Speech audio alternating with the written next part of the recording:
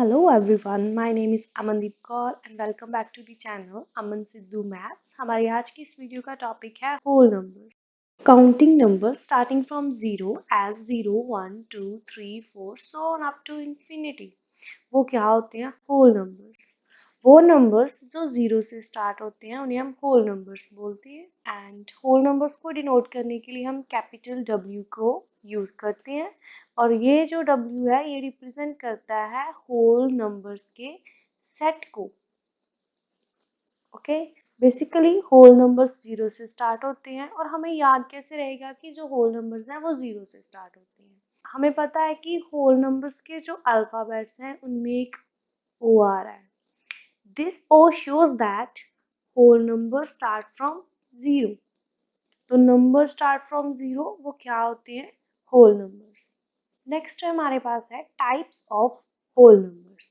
Whole numbers की 4 types होती हैं: even numbers, odd numbers, prime numbers and composite numbers. अब हम इन 4 नंबर्स की डिटेल स्टडी करेंगे।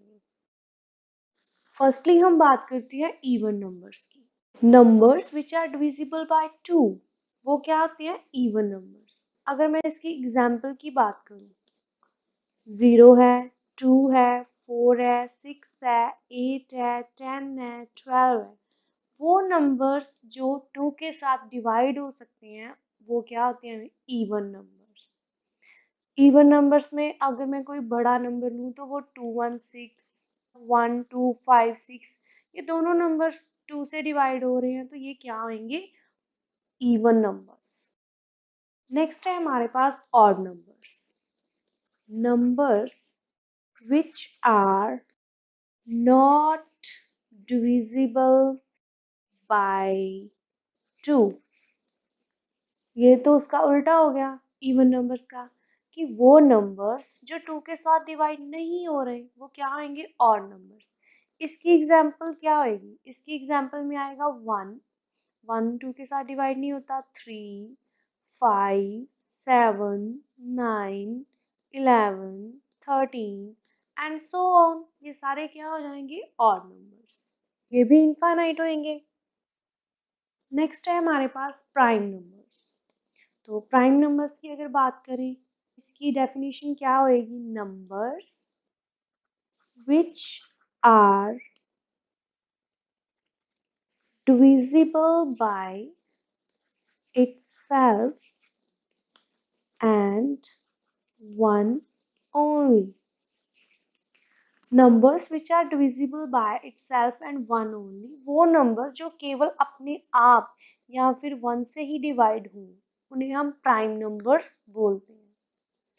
इसकी अगर हम एग्जाम्पल करें तो प्राइम नंबर की एग्जाम्पल में क्या आएगा? 2 जो है वो अपने आप से और 1 से डिवाइड हो रहा है। फिर आएगा 3 के भी डिवाइजेस 1 और 3 ही हैं। 5 के भी डिवाइजेस 1 एंड 5 ही हैं। नेक्स्ट है 7। तो सिमिलरली मेरे पास बहुत सारे प्राइम नंबर्स आ जाएंगे।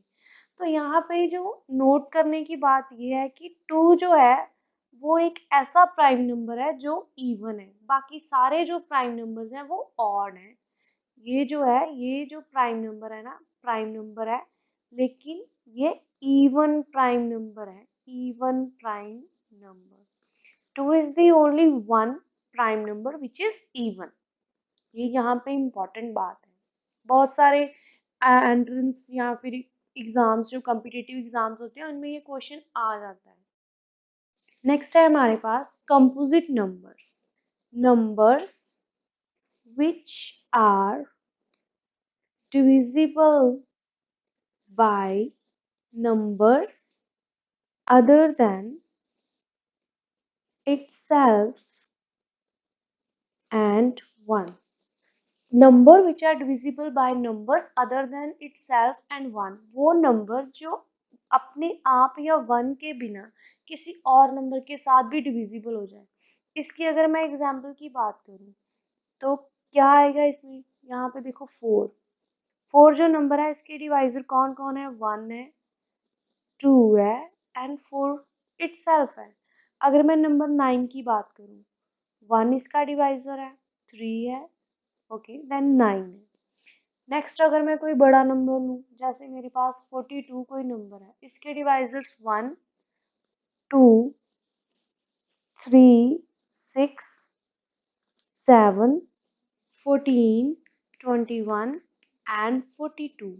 तो यहाँ पे 1 और 42 के बिना इसके और भी बहुत सारे डिवाइसेस हैं, तो ये नंबर क्या हो जाएगा? Composite number. वो नंबर जो 1 या अपने आप के बिना किसी और नंबर के साथ भी डिवाइड हो जाए या फिर उसके बहुत सारे डिवाइजर्स हो, तो उसे मैं क्या बोलती हूँ? Composite number. ओके, नेक्स्ट है हमारे पास properties of whole numbers. Properties of whole numbers में सबसे पहले हम बात करेंगे क्लोजर प्रॉपर्टी की। Closure property. ओके, तो अगर मैं कोई दो होल नंबर्स को ऐड करूं तो उनका जो सम है वो भी एक होल नंबर आएगा। यहाँ पे अगर लेट ए एंड बी कोई दो होल नंबर्स हैं, तो अगर मैं उनको ऐड कर रही हूँ उनका सम होल नंबर होएगा, और अगर मैं उनको मल्टीप्लाई कर रही हूँ तो भी उनका जो सोल्यूशन है वो भी एक होल नंबर होएगा। लेकिन जब मैं कोई दो होल नंबर्स को माइनस करूँगी, वो कंपल्सरी नहीं है कि उनका सोल्यूशन होल नंबर आए। और अगर मैं कोई दो होल नंबर्स को डिवाइड करूँ तो भी ये जो है नेसेसरी नहीं है कि वो एक होल नंबर आए। तो इनको अब मैं एग्जांपल्स के साथ करती हूँ। सबसे पहले हम बात करेंगे ये जो है सम की, एडिशन की। तो मान लीजिए मेरे पास 2 एंड 3 कोई दो होल नंबर्स हैं। अब अगर मैं 2 प्लस 3 करूँ विच इज इक्वल्स टू 5, 5 एक होल नंबर है। और अगर मैं मल्टीप्लिकेशन की बात करूँ, 2 into 3 which is equals to 6, ये भी एक होल नंबर है। बट अगर मैं सब्ट्रैक्शन की बात करूँ, 2 minus 3 which is -1, but -1 is not a whole number। तो ये हर बार ऐसा नहीं होगा कि सब्ट्रैक्शन करने पर मेरे पास होल नंबर आ जाए। तो similar in case of division, अगर मैं 2/3 करूँ तो इनका जो सोल्यूशन है वो पॉइंट्स में आएगा, डेसिमल्स में आएगा, तो ये भी एक होल नंबर नहीं है। तो यहाँ से हमें क्या पता चलता है कि एडिशन एंड मल्टीप्लिकेशन जो है होल नंबर्स में, वो क्या है? क्लोजर प्रॉपर्टी होल्ड करते हैं एडिशन और मल्टीप्लिकेशन में। सेकंड प्रॉपर्टी है मेरे पास कम्यूटेटिव प्रॉपर्टी। मान लीजिए हमारे पास कोई दो होल नंबर्स हैं ए एंड बी। अगर मैं a प्लस बी करूँ या फिर b प्लस ए करूँ, दोनों का सोल्यूशन सेम आएगा। और अगर मैं a को b के साथ मल्टीप्लाई करूं या फिर b को a के साथ, तो भी ये सेम रहेंगे। अब इनकी एग्जांपल करते हैं। पहले इनकी बात करते हैं, सब्ट्रैक्शन और डिवीजन की बात बाद में करेंगे। मान लीजिए मेरे पास यहाँ पे कोई दो नंबर्स हैं 4 एंड 3। अगर मैं इनको ऐड करूं, 4 plus 3 which is equals to 7, और अगर मैं 3 प्लस 4 करूं तो भी 7 आएगा। दैट मीन्स इनका ऑर्डर मैटर नहीं कर रहा है। मैं ए को बी में प्लस करूं या फिर बी को ए में, होल नंबर सेम रहे वैल्यू देगा, सोल्यूशन इनका सेम रहेगा। Similar in case of multiplication, अगर मेरे पास 4 एंड 3 कोई दो नंबर है, 4 3 का 12 होएगा, या फिर मैं 3 इंटू 4 करूँ तो भी 12 होएगा, सोल्यूशन में कोई डिफरेंस नहीं आएगा। दैट मीन्स मल्टीप्लिकेशन एंड जो एडिशन है वो कम्यूटेटिव प्रॉपर्टी को होल्ड करते हैं, वहां पे कम्यूटेटिव प्रॉपर्टी जो है वो सेटिस्फाई हो रही है। अब अगर हम बात करें यहाँ पे सब्ट्रैक्शन और मल्टीप्लिकेशन में, a माइनस बी जो है वो b माइनस ए के इक्वल नहीं होएगा। और सिमिलरली अगर मैं a बाय b करूँ वो भी b बाय ए के इक्वल नहीं होएगा। हम यही एग्जाम्पल को पिक कर लेते हैं। अगर हम इसी एग्जाम्पल की बात करें, मेरे पास 4 और 3 कोई दो नंबर है, तो मैं 4 माइनस 3 करूँ वो क्या आएगा? 1। बट अगर मैं 3 माइनस 4 करूँ वो -1 आएगा, दोनों इक्वल नहीं है। दैट मीन्स सब्ट्रैक्शन में जो होल नंबर्स की सब्ट्रैक्शन है उसमें कम्यूटेटिव जो लॉ है वो होल्ड नहीं करता। Similar in case of division 4/3 जो है वो 3/4 के इक्वल नहीं होएगा। तो डिवीजन में भी ये होल्ड नहीं करेगा। ओके, तो यहाँ से हमें ये पता चलता है कि कम्यूटेटिव जो लॉ है वो एडिशन और मल्टीप्लिकेशन ऑफ होल नंबर्स के लिए होल्ड करता है। नेक्स्ट प्रॉपर्टी है हमारे पास एसोसिएटिव। एसोसिएटिव प्रॉपर्टी, यहाँ पे मान लीजिए लेट ए बी एंड सी कोई तीन मेरे पास होल नंबर्स हैं, और अगर मैं इनको ऐड करूं पहले ए एंड बी को, फिर उसमें सी नंबर ऐड करूं, या फिर मैं पहले बी और सी को ऐड करके फिर उसमें ए ऐड करूं, मेरा जो सोल्यूशन है वो सेम रहेगा। इसकी एग्जांपल अगर करें, मेरे पास कोई तीन नंबर है 3, 2, 3 एंड 4, तो 2 plus 3 plus 4 which is equals to 3 to 5 plus 4 which is equals to 9। अब अगर मैं यहाँ पे करूँ 2 प्लस 3 प्लस 4, अगर पहले 3 को 4 में ऐड करूँ तो ये क्या आएगा 7। अब यहाँ से जो 7 आएगा वो 2 में ऐड हो, 7 प्लस 2 9, दोनों का सोल्यूशन सेम है। दैट मीन्स जो एसोसिएटिव लॉ है वो एडिशन के लिए होल्ड कर रहा है। अब यहाँ पे अगर हम सब्ट्रैक्शन की बात करें, ये जो लॉ है एसोसिएटिव है वो सब्ट्रैक्शन के लिए होल्ड नहीं करेगा। No, this is not applicable for the subtraction. आप चाहें तो कोई भी एग्जांपल लेके इसे प्रूव कर सकते हैं।